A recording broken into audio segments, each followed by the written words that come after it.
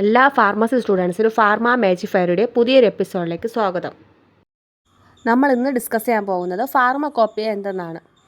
Okay, ഈ വീഡിയോയുടെ last കൺസൈസ്ഡ് ആയിട്ടുള്ള ഫാർമക്കോപ്പിയുടെ നോട്ട് ഞാൻ കൊടുത്തിട്ടുണ്ട്. നല്ല പഠിക്കാൻ ബുദ്ധിമുട്ടുള്ളവർ ആ നോട്ട് മാത്രം പഠിച്ച് മതി. ഓക്കെ, വളരെ ഇമ്പോർട്ടൻ്റ് ആയിട്ടുള്ളൊരു പോർഷനാണ് ഫാർമക്കോപ്പിയ. ഉറപ്പായിട്ടും ഒരു ക്വസ്റ്റ്യനെങ്കിലും അതിൽ നിന്നും ഉണ്ടാകാൻ ചാൻസ് കൂടുതലാണ്. നമുക്കതിൻ്റെ വേർഡ് മുതലേ നോക്കിപ്പോവാം. ഓക്കെ, ഫാർമക്കോപ്പിയ എന്ന് പറയുന്ന ഒരു ഗ്രീക്ക് വേർഡാണ്. അതായത് ഫാർമക്കോൺ പോയിയ, ഇങ്ങനെ രണ്ട് വേർഡിൽ നിന്നും വന്ന പേരാണ് ഫാർമക്കോപ്പിയ. ഓക്കെ, ഫാർമക്കോൺ എന്ന് പറഞ്ഞാൽ ഡ്രഗ് എന്നാണ് അർത്ഥം. ഓക്കെ, പോയിയ എന്ന് വെച്ചാൽ ടു മേക്ക്, അതായത് ഒരു മരുന്നുണ്ടാക്കുക. അതിന് വേണ്ട എല്ലാ ഇൻഫർമേഷനും അടങ്ങിയിട്ടുള്ളൊരു ഒഫീഷ്യൽ ബുക്കാണ് ഫാർമക്കോപ്പിയ. അതായത് ഒരു മരുന്നുണ്ടാക്കാൻ ആവശ്യമായിട്ടുള്ള അതിലെന്തെല്ലാം അടങ്ങിയിരിക്കുന്നു, അതിലടങ്ങേണ്ട എന്തെല്ലാം പദാർത്ഥങ്ങൾ അതിലടങ്ങിയിട്ടുണ്ട്, അതേപോലെ തന്നെ എന്തെല്ലാം കെമിക്കൽസ് അതിലുണ്ട്, അതേപോലെ ഇത്ര ക്വാണ്ടിറ്റി ഇന്നത് വേണം, അങ്ങനെ ഓരോ ക്വാണ്ടിറ്റിയും ഡോസും സ്റ്റാൻഡേർഡ്സും ഒക്കെ നിഷ്കർഷിക്കുന്ന ഒരു ഒഫീഷ്യൽ ആയിട്ടുള്ള ബുക്കാണ് ഫാർമക്കോപ്പിയ എന്ന് പറയുന്നത്. അങ്ങനെ ഓരോ രാജ്യത്തും അവർക്ക് എന്താണ് ഒരു ഒഫീഷ്യൽ ബുക്ക് കാണും. ഓക്കെ, ഈ ഡ്രഗൊക്കെ ഉണ്ടാക്കാൻ വേണ്ടിയിട്ട് ഓരോ രാജ്യത്തും അവരുടെ ആയിട്ടുള്ള ഒഫീഷ്യൽ ബുക്ക് കാണും. അതിനെല്ലാം ഓരോ നെയിം ആയിരിക്കും. ഇന്ത്യയിലാണെങ്കിൽ ഇന്ത്യൻ ഫാർമക്കോപ്പിയ, യുണൈറ്റഡ് സ്റ്റേറ്റ്സിലാണെങ്കിൽ USP എന്നറിയപ്പെടും. Okay, US pharmacopoeia. ഓക്കെ, ബ്രിട്ടനിലാണെങ്കിൽ ബ്രിട്ടീഷ് ഫാർമക്കോപ്പിയ. ഓക്കെ, ഇങ്ങനെ യൂറോപ്പിയനിലുണ്ട്. ഇങ്ങനെ അതത് കൺട്രിക്ക് അവരുടേതായിട്ടുള്ള ഒഫീഷ്യൽ ബുക്സിന് ഓരോ നെയിംസും കൊടുത്തിട്ടുണ്ട്. ഓക്കെ, ലോകത്തിൽ ആദ്യമായിട്ട് ഫാർമക്കോപ്പിയ വന്നത് എവിടെയെന്ന് വെച്ചാൽ യുണൈറ്റഡ് സ്റ്റേറ്റ്സിലാണ്, USA 1820 2 ലാംഗ്വേജിലാണ് അത് വന്നത്, ഇംഗ്ലീഷിലും ലാറ്റിനിലും. അപ്പോൾ ഫാർമക്കോപ്പിയ പബ്ലിഷ് ചെയ്യുന്നത് പ്രത്യേകം നിയമിച്ചിട്ടുള്ള, ഓക്കെ, ഇതിന് ഈ സ്പെഷ്യൽ പർപ്പസിനായിട്ട് നിയമിച്ചിട്ടുള്ള ഒരു അതോറിറ്റിയാണ് published by or issued by legally recognised authority for special purpose.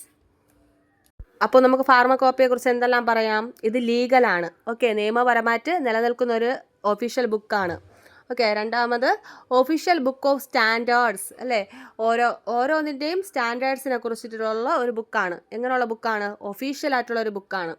Okay, മൂന്നാമത്തെ പോയിന്റായിട്ട് നമുക്ക് എന്ത് പറയാം? Published by or issued by legally recognised authority for special purpose. പിന്നെ ഒരു ഫാർമക്കോപ്പിയിൽ എന്തെല്ലാം ഉണ്ടായിരിക്കും? ജനറൽ നോട്ടീസസ് ഉണ്ടായിരിക്കും. ജനറൽ നോട്ടീസസ് എന്ന് പറയുമ്പോൾ നേരത്തെ ഉണ്ടായിരുന്ന ഫാർമക്കോപ്പിയിൽ എന്തെല്ലാം പുതുതായിട്ട് നമ്മൾ ഉണ്ടാക്കാൻ പോകുന്ന ആ എഡിഷനിൽ എന്തെല്ലാം മാറ്റങ്ങൾ വരുത്തിയിട്ടുണ്ടോ ആ മാറ്റങ്ങളെക്കുറിച്ചെല്ലാം പ്രതിപാദിക്കുന്നത് ജനറൽ നോട്ടീസിലാണ്. പിന്നെ മോണോഗ്രാഫ്സ് ഉണ്ടായിരിക്കും. ഓക്കെ, മോണോഗ്രാഫ്സ് എന്ന് പറഞ്ഞാൽ list of drugs and drug related substances ആണ്. അതായത് മരുന്നുകളെക്കുറിച്ച് ഉള്ള ഡീറ്റെയിൽ ആയിട്ടുള്ള ഇൻഫർമേഷൻ തരുന്നതാണ് മോണോഗ്രാഫ്സ് എന്ന് പറയുന്നത്. ഓക്കെ, അതിലെന്തെല്ലാം ഉണ്ടായിരിക്കും എന്നറിയോ? ഫോർമുലേഷൻസ് ഉണ്ടായിരിക്കും, വിത്ത് IUPAC നെയിം കാണും, മോളിക്കുലർ വെയിറ്റ് കാണും, അതേപോലെ സോലിബിലിറ്റി ടെസ്റ്റ് കാണും, എത്രയാണ് അതിൻ്റെ സോലിബിലിറ്റി എന്ന് കാണും, pH കാണും, ഏത് മെത്തേഡ് ചെയ്താണ് നമ്മൾ അസേ കണ്ടുപിടിക്കുന്നത് കാണും, ഐഡൻറ്റിഫിക്കേഷൻ ടെസ്റ്റ് കാണും, പിന്നെ ഫിസിക്കൽ ടെസ്റ്റ്, അതേപോലെ കണ്ടീഷൻ ഫോർ സ്റ്റോറേജ്, എങ്ങനെ സ്റ്റോറേജ് ചെയ്യണം എന്നുള്ളത് കാണും. ഓക്കെ, പിന്നെ അപ്പൻഡൈസസ് കാണും. അപ്പൻഡൈസസ് എന്ന് പറയുമ്പോൾ ഏതൊക്കെ ഗ്ലാസ് വെയേഴ്സാണ് നമ്മൾ അതിന് യൂസ് ചെയ്യേണ്ടത്, അതേപോലെ തന്നെ ഏത് റിയേജൻസ് നമ്മൾ യൂസ് ചെയ്യണം, എങ്ങനെയുള്ള ഫിസിക്കൽ ടെസ്റ്റാണ് ചെയ്യേണ്ടത്. ഓക്കെ, ഇങ്ങനെയുള്ള എല്ലാം കാണുന്നത് അപ്പൻഡൈസസിലാണ്. ഓക്കെ, ഇതെല്ലാം ഒരു ഫാർമക്കോപ്പിയയിൽ ഉണ്ടായിരിക്കും. അപ്പോൾ മെയിനായിട്ട് നമുക്ക് ഇങ്ങനെ പറയാം, ഒരു ഫാർമക്കോപ്പിയ എന്താണെന്ന് വെച്ചാൽ ചെറിയൊരു ഡെഫിനേഷനായിട്ട് ഇങ്ങനെ പറയാം: collection of detailed information regarding drug dosage form. Okay, എന്താണ് ഫാർമക്കോപ്പി എന്ന് പറഞ്ഞാൽ? Collection of information. എന്തോന്നിൻ്റെയൊക്കെയാണ്? കളക്ഷൻ ഓഫ് ഇൻഫർമേഷനാണ്. എന്തോന്നിൻ്റെയൊക്കെയാണ്? ഡ്രഗിൻ്റെയും ഡോസേജ് ഫോമിലെ, ഡ്രഗിൻ്റെ മാത്രമല്ല വേറെ പല ഡോസേജ് ഫോമിനെ കുറിച്ചുള്ള ഡീറ്റെയിൽഡ് ആയിട്ടുള്ള ഇൻഫർമേഷൻ എല്ലാം ഉണ്ടായിരിക്കുന്നത് ഒരു ഫാർമക്കോപ്പിയയിലാണ്. ഓക്കെ, പിന്നെ ഇത് ഉണ്ടാക്കിയതിൻ്റെ ഉദ്ദേശം എന്താണെന്ന് വെച്ചാൽ, അല്ലെങ്കിൽ അഡ്വാൻറ്റേജ് ഓഫ് ഫാർമക്കോപ്പിയ എന്ന് വെച്ചാൽ, first point two maintain uniformity. Second point എന്ന് പറയുന്നത് control of standard of drug. Okay, ഒരു ഡ്രഗിൻ്റെ കറക്റ്റ് സ്റ്റാൻഡേർഡിനെ നമുക്ക് സ്റ്റാൻഡേർഡ് നിലനിർത്താൻ വേണ്ടി പറ്റും. ഓക്കെ, മായമൊന്നും ചേർക്കാതെ ഇതെല്ലാം വേണമെന്ന് പറഞ്ഞ് നമുക്ക് എന്ത് ചെയ്യാൻ പറ്റും? ഒരു മരുന്നിൽ എല്ലാ ക്വാളിറ്റിയും നമുക്ക് കൊണ്ടുവരാൻ വേണ്ടി ഇത് ഹെൽപ്പ് ചെയ്യും. ഓക്കെ, ദെൻ മൂന്നാമത്തെ point prevent adulterated drug. Okay, adulterate ആയിട്ടുള്ള ഡ്രഗിനെ നമുക്ക് എന്ത് ചെയ്യാൻ പറ്റും, പ്രിവെൻറ്റ് ചെയ്യാൻ പറ്റും. ഓക്കെ, നാലാമത്തേതെന്ന് പറയുന്നത് ഇൻഫർമേഷൻ റിഗാർഡിങ് ഡോസേജ് ഫോം. ഓരോന്നിനെ കുറിച്ചുള്ള ഇൻഫർമേഷൻ നമുക്ക് എന്ത് ചെയ്യുന്നു, തരുന്നു. നാലാമത്തെ പോയിന്റ് എന്ന് പറയുന്നത് റെഫറൻസസ് ആയിട്ട് നമുക്ക് യൂസ് ചെയ്യാൻ പറ്റും. അതായത് ഒരു ഇൻഡസ്ട്രിക്ക് വേണമെങ്കിൽ അവർക്ക് അല്ലേ മരുന്നുണ്ടാക്കാൻ വേണ്ടിയിട്ടുള്ള എല്ലാ ഇൻഫർമേഷനും നമുക്ക് ഇതിൽ നിന്ന് കിട്ടും. രണ്ടാമത്തെ പോയിന്റ് എന്ന് പറയുന്നത് ടീച്ചിങ് ഇൻസ്റ്റിറ്റ്യൂട്ട്സിലെല്ലാം അവർക്ക് റെഫറൻസിന് വേണ്ടി നമുക്ക് ഉപയോഗിക്കാൻ പറ്റും. മൂന്നാമത്തെ എന്ന് പറയുന്നത് ലബോറട്ടറിയിൽ നമുക്ക് ഇത് യൂസ് ചെയ്യാൻ പറ്റും അല്ലേ. ഫിസിക്കൽ ടെസ്റ്റ് ഏത് മെത്തേഡിലാണ് ചെയ്യേണ്ടത് എന്നൊക്കെ ഉള്ള ഇൻഫർമേഷൻ നമുക്ക് ഇതിൽ നിന്ന് കിട്ടും. ഇതൊക്കെയാണ് ഒരു ജനറൽ ആയിട്ടൊരു ഫാർമക്കോപ്പിയെക്കുറിച്ച് നമ്മൾ ഉറപ്പായിട്ടും അറിഞ്ഞിരിക്കേണ്ട കാര്യങ്ങൾ. ഓക്കെ, ഇനി പഠിക്കേണ്ടതായിട്ടുള്ള കൺസൈസ്ഡ് നോട്ട് ഞാൻ കൊടുക്കാം. അതായത് ഫസ്റ്റ് എഡിഷൻ മുതൽ ഇതുവരെയുള്ള എഡിഷനെ കുറിച്ചുള്ള ഷോർട്ട് നോട്ട്. ഓക്കെ, ഞാനിവിടെ ഡിസ്പ്ലേയിൽ കാണിച്ചിരിക്കുന്ന ആ നോട്ട് മാത്രം ജസ്റ്റ് ഒന്ന് പഠിച്ചു പോയാൽ മതി. അപ്പോൾ നമുക്ക് ഇന്ത്യൻ ഫാർമക്കോപ്പിയെ നോക്കാം. ഇന്ത്യൻ ഫാർമക്കോപ്പിയ ലിസ്റ്റ് വരുന്നത് 1946 published as an Indian supplement to BP 1932. Okay, Indian supplement നമ്മൾ പബ്ലിഷ് ചെയ്യുന്നത് BP നമ്മൾ നോക്കിയിട്ടൊക്കെയാണ് കുറച്ചൊക്കെ ഇങ്ങനെ പബ്ലിഷ് ചെയ്തത്. അതാണ് സപ്ലിമെൻറ്റ് ടു BP എന്ന് കൊടുത്തിട്ടുള്ളത്. ഓക്കെ, അതിലെന്തെല്ലാം ഉണ്ട്, ഇൻക്ലൂഡഡ് അബൌട്ട് 180 ഡ്രഗ്സ്, ഒരു 180 ഡ്രഗിനെ കുറിച്ച് അതിൽ ഇൻക്ലൂഡ് ചെയ്തിട്ടുണ്ട് ഇൻഫർമേഷൻസ്. ചെയേർഡ് ബൈ അല്ലെങ്കിൽ ചെയർമാൻ ആരാണ്, RN ചോപ്ര.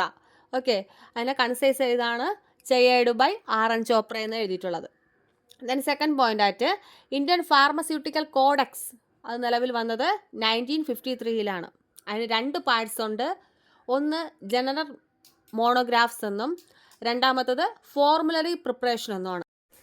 നെക്സ്റ്റ്, ഇന്ത്യക്ക് വേണ്ടി ഒരു ഫാർമക്കോപ്പിയ നിർമ്മിക്കണമെന്നുള്ള ഉദ്ദേശത്തോടെ നിലവിൽ വന്ന കമ്മിറ്റിയാണ് ഇന്ത്യൻ ഫാർമക്കോപ്പിയൽ കമ്മിറ്റി. ഓക്കെ, അത് വന്നത് എപ്പോൾ എന്ന് വെച്ചാൽ 1948. അങ്ങനെ first edition of IP published in 1955 under the chairmanship of doctor KC Raja and lieutenant colonel Lakshmanan. Okay, അങ്ങനെ ഡോക്ടർ KC രാജയുടെ നേതൃത്വത്തിലും ലെഫ്റ്റനൻറ്റ് കേണൽ ലക്ഷ്മണൻ്റെ നേതൃത്വത്തിലും ഫസ്റ്റത്തെ IP പബ്ലിഷ് ചെയ്യാൻ പറ്റി. എപ്പോഴാണ്, 1955. അതിൻ്റെ സപ്ലിമെൻറ്റ് 1960 പബ്ലിഷ് ചെയ്തു under the chairmanship of doctor BN Ghosh. Okay, then second edition of IP published in 1966. ഒരു 11 വർഷം കഴിഞ്ഞിട്ടാണ് അടുത്ത സെക്കൻഡ് എഡിഷൻ പബ്ലിഷ് ചെയ്യുന്നത്. അതിൻ്റെ സപ്ലിമെൻറ്റ് 1975 വന്നു. Third edition of IP published in 1985. Fourth edition of IP published in 1996. ഈ years ഓർത്ത് വയ്ക്കാനുള്ള ഒരു കോഡ് ഞാൻ ലാസ്റ്റ് കൊടുക്കുന്നതായിരിക്കും. എന്തായാലും ആ ഇയേഴ്സ് പഠിച്ചേ പറ്റൂ, വളരെ ഇമ്പോർട്ടൻ്റ് ആണ്. ഓക്കെ, ഫോർത്ത് എഡിഷൻ്റെ ഫീച്ചേഴ്സ് നമുക്കൊന്ന് നോക്കാം. അതിൽ 1149 മോണോഗ്രാഫ്സ് ഉണ്ട്. മോണോഗ്രാഫ്സ് എന്ന് വെച്ചാൽ ഞാൻ നേരത്തെ പറഞ്ഞു, highly detailed and thoroughly documented study of drug. Okay, എന്താ പറയുക, ഇതിനേക്കാളും അപ്പുറത്തിന് ഡീറ്റെയിൽസ് ആയിട്ട് പറയാൻ വേറെ ഒന്നും ഇല്ല. ഓക്കെ, അങ്ങനെ ഫുള്ളായിട്ടുള്ള ഡീറ്റെയിൽസും ഡോക്യുമെൻ്റ് ചെയ്തിരിക്കുന്നത് എവിടെയാണ്, ഈ IP-യിലാണ്. ആ ഡോക്യുമെൻറ്റേഷനെ പറയുന്ന പേരാണ് മോണോഗ്രാഫ്സ്. ഓരോ ഡ്രഗിനെ കുറിച്ചും ഓരോ മോണോഗ്രാഫ്സും ഉണ്ടായിരിക്കും. അതുമാത്രമല്ല 123 അപ്പൻഡൈസസും അതിലുണ്ടായിരുന്നു ഫോർത്ത് എഡിഷനിൽ. അപ്പൻഡൈസസ് എന്ന് പറയുമ്പോൾ provide information on interaction, border line substances, cautionary labels, ഇതെല്ലാം ഉള്ളത് അപ്പൻഡൈസസിലാണ്. ഓക്കെ, എന്തെങ്കിലും ഇൻട്രാക്ഷൻ ഉണ്ടെങ്കിൽ അതിനെക്കുറിച്ചുള്ള ഇൻഫർമേഷൻ, അതുപോലെ തന്നെ എന്തെങ്കിലും നമ്മൾ ശ്രദ്ധിക്കണമെങ്കിൽ അതിനെക്കുറിച്ചുള്ള കാര്യങ്ങൾ, ലേബലിൽ എന്തെല്ലാം നമ്മൾ കൊടുക്കണം, ഇങ്ങനെയൊക്കെ ഉള്ളതാണ് അപ്പൻഡൈസസ് എന്ന് പറയുന്നത്. ഓക്കെ, പിന്നെ ഏതൊക്കെ അപ്പാരറ്റസ് യൂസ് ചെയ്യണം അതെല്ലാം അതിൽ ഉണ്ടായിരിക്കും.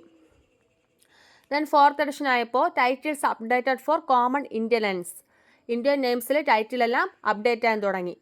ഓക്കെ, ഫോർത്ത് എഡിഷൻ ആയപ്പോൾ ഞാൻ പറഞ്ഞു ആദ്യമേ BP ഒരു മാതൃകയാക്കിയാണ് ഇന്ത്യൻ ഫാർമക്കോപ്പിയെ ഫസ്റ്റ് സ്റ്റാർട്ട് ചെയ്തത്. പിന്നീട് അതിനെല്ലാം ഒരു ചേഞ്ചസ് വരുത്താൻ തുടങ്ങി. ഓക്കെ, അങ്ങനെ ഫോർത്ത് എഡിഷൻ ആയപ്പോൾ ടൈറ്റിൽസ് അപ്ഡേറ്റ് ചെയ്തു. Then extended use of high performance liquid chromatography വന്നു. ഓക്കെ, ലിക്വിഡ് ക്രോമാറ്റോഗ്രാഫി എന്ന് പറയുമ്പം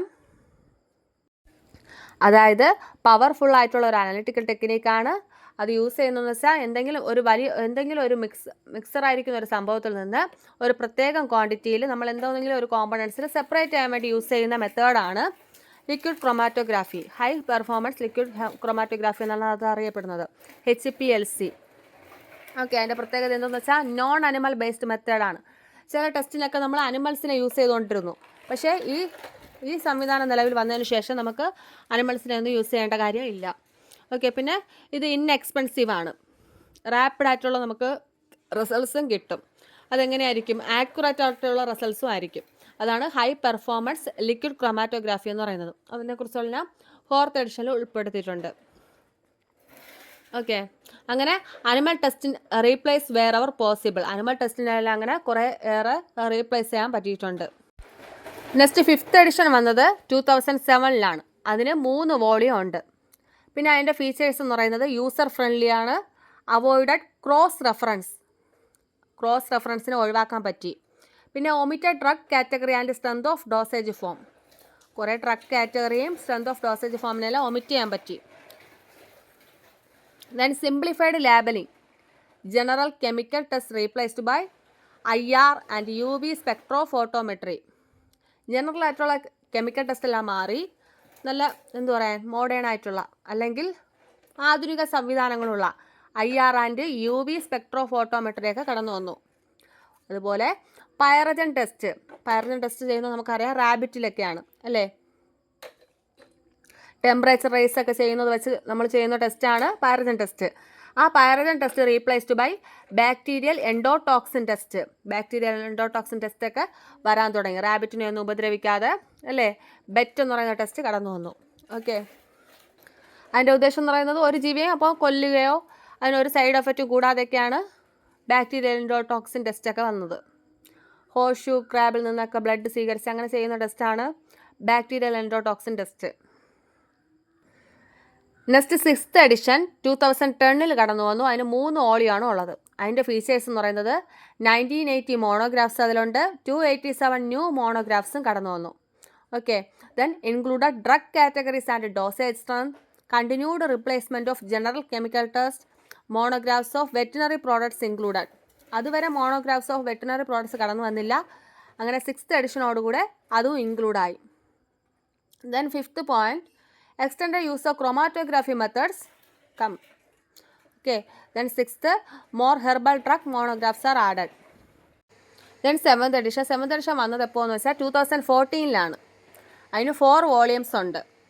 അതിൻ്റെ ഫീച്ചേഴ്സ് എന്ന് പറയുന്നത് 2548 മോണോഗ്രാഫ്സ് ഉണ്ട്, 577 new monographs are included. Okay, already 2548 monographs അതിലുണ്ടായിരുന്നു. പിന്നീട് 577 new monographs are added. Okay, 577 new monographs പിന്നീട് ആഡ് ചെയ്തു. പിന്നെ നോ ചേഞ്ച് ഇൻ ഫോർമാറ്റിൽ ഒരു ചേഞ്ച് വന്നിട്ടില്ല. More essential oil monographs and herbal extracts are included. Next, radio pharmaceutical added for first time. അങ്ങനെ radio pharmaceutical ആയിട്ടുള്ള ഡ്രഗ്സിനെയും എപ്പോൾ ആഡ് ചെയ്തു? ഈ 7th എഡിഷനിലാണ് ആഡ് ചെയ്തത്. അതുമാത്രമല്ല 2008-ൽ ആണ് അടുത്ത എഡിഷൻ വരുന്നത്. 8th എഡിഷനാണ് 2008-ൽ വന്നത്. അതിന് 4 വോളിയംസ് ഉണ്ട്, 220 മോണോഗ്രാഫ്സും ഉണ്ട്. അതിൻ്റെ ഫീച്ചേഴ്സ് എന്ന് പറയുന്നത് eliminated general test for identification, extended use of IR and UV spectrophotometry. പിന്നെ upgraded assay method to liquid chromatography. Pyrogen test replaced by bacterio endotoxin test. included 53 fixed dose combination out of which 25 new. Fixed dose കോമ്പിനേഷനും കടന്നു വന്നു. എത്രയാണ്? 53. അത് Indian ഫാർമക്കോപ്പിയുടെ മാത്രം പ്രത്യേകതയാണ് fixed dose കോമ്പിനേഷനെ കുറിച്ചുള്ള ഒരു ഇൻഫർമേഷൻ കൊടുക്കുന്നത്. എനിക്ക് തോന്നുന്നു വേറെയുള്ള രാജ്യത്തിലുള്ള ഫാർമക്കോപ്പിയിലൊന്നും ആ ഒരു ഫെസിലിറ്റി ഇല്ലെന്നാണ് തോന്നുന്നത്. ഔട്ട് ഓഫ് വിച്ച് 25 ന്യൂ ആണ്. ഓക്കെ, 25 പുതുതായിട്ട് ചേർത്തു. Revised general chapters on various test and glass വെയേഴ്സിനെ കുറിച്ച് വീണ്ടും റിവൈസ് ആയിട്ടുള്ള ജനറൽ ചാപ്റ്റേഴ്സ് ഉണ്ടായിരുന്നു. ഓക്കെ, നെക്സ്റ്റ് എഡിഷൻ 9th എഡിഷനാണ്. IP 2022 ഏറ്റവും ലേറ്റസ്റ്റ് ആയിട്ടുള്ള എഡിഷനാണ് 9th എഡിഷൻ. അത് എപ്പോഴാണ് പബ്ലിഷ് ചെയ്തത്? 2022-ലാണ്. 4 വോളിയംസ് ഉണ്ട്. ഓക്കെ, അതിൻ്റെ ഫീച്ചേഴ്സ് എന്ന് പറയുന്നത് 223 അല്ലെങ്കിൽ 223 ജനറൽ ചാപ്റ്റേഴ്സ് അതിലുണ്ടായിരുന്നു. 3152 മോണോഗ്രാഫ്സ്, അതിൽ 92 ന്യൂ ആണ്. 412 റിവൈസ്ഡ് ആയിരുന്നു. ഓക്കെ. പിന്നെ continued use of advanced spectrophotometric and chromatography, user friendly ആയിട്ടുള്ള ഇൻഡെക്സ് ഉണ്ടായിരുന്നു. അതേപോലെ തന്നെ revised microbial quality control chapters include ചെയ്തു. Inclusion of various new monographs across different categories, ആയിട്ടുള്ള ഡ്രഗ്സിനെ കുറിച്ചൊക്കെ എന്ത് ചെയ്തു, പുതുതായിട്ടുള്ള മോണോഗ്രാഫ്സ് എല്ലാം ഇതിൽ ഇൻക്ലൂഡ് ചെയ്തു. ഈ കൺസൈസ് നോട്ട്സ് പഠിച്ചാൽ മതി. നിങ്ങൾ ഫാർമക്കോപ്പി എന്ന പോർഷനിലുള്ള ഏത് ക്വസ്റ്റ്യൻ ചോദിച്ചാലും നിങ്ങൾക്ക് ഇത് എഴുതുമ്പോൾ കറക്റ്റ് മാർക്ക് നിങ്ങൾക്ക് വാങ്ങിക്കാൻ സാധിക്കും. അപ്പോൾ നമുക്ക് കോഡ് നോക്കാം. ജസ്റ്റ് ആ നമ്പർ എന്തായാലും നമ്മൾ പഠിച്ചേ പറ്റൂ. 55 എന്ന് ഞാൻ എഴുതിയിരിക്കുന്നത് first edition, 66 second edition, 85 third edition, 96 fourth edition, 07 അതായത് 2007 എന്ന് വരും fifth edition, 2010 sixth edition, 14 seventh edition, 18 eighth edition, 2022 ninth edition. Okay. എന്നാലും നമ്പേഴ്സ് നമ്മൾ പഠിച്ചേ പറ്റൂ. ജസ്റ്റ് ഇങ്ങനെ ഒന്ന് കാണാപ്പാടം പോലെ ഫോൺ നമ്പർ പഠിക്കുന്നത് പോലെ പഠിച്ചു വെച്ചാൽ നിങ്ങൾക്കത് മറക്കില്ല. ഓക്കെ. ഇതോടുകൂടെ എൻ്റെ ഈ വീഡിയോ ഞാൻ ഫൈൻഡപ്പ് ചെയ്യാണ്. Thanks for watching.